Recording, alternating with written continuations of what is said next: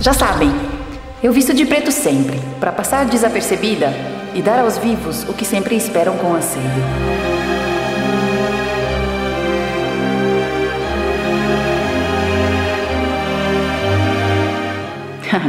Não sou ela, embora eu crie tudo para que ela tenha coisas a fazer. Somos opostas e somos irmãs. Eu te abro a porta ao inferno que tens ao teu redor, fantasiando-te de alegria e ternura, no princípio, para poder afastar-me sem remorso. Ela te dá a oportunidade de uma vida que ninguém conhece e da qual ninguém fala. Isto é um segredo entre vocês que nem eu conheço. Ela se veste de todas as cores e texturas e lhe é indiferente o dia e a noite. Eu prefiro a noite, mas não tenho escolha e, como ela, faço as coisas no sol e a lua, ou sem ela. Nenhuma dá, nenhuma tira. Ambas somos uma mudança rotineira que se tornou tediosa. Ambas pactamos com antecedência o que se deve fazer e brigamos a maioria das vezes. Somos irmãs e poucas vezes concordamos.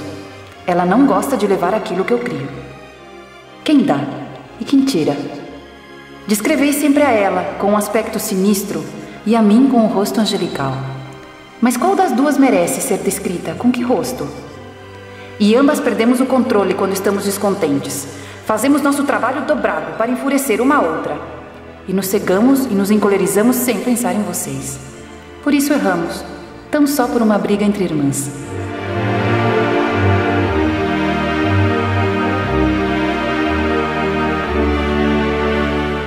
Eu crio a vida e ao mesmo tempo a condeno à morte.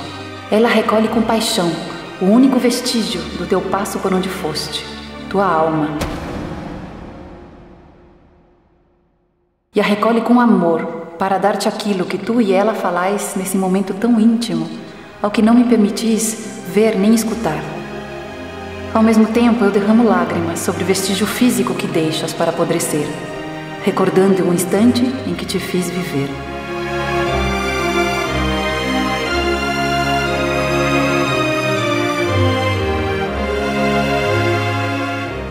Qual das duas é a assassina? A que te entrega ao carrasco ou a que carrasco é?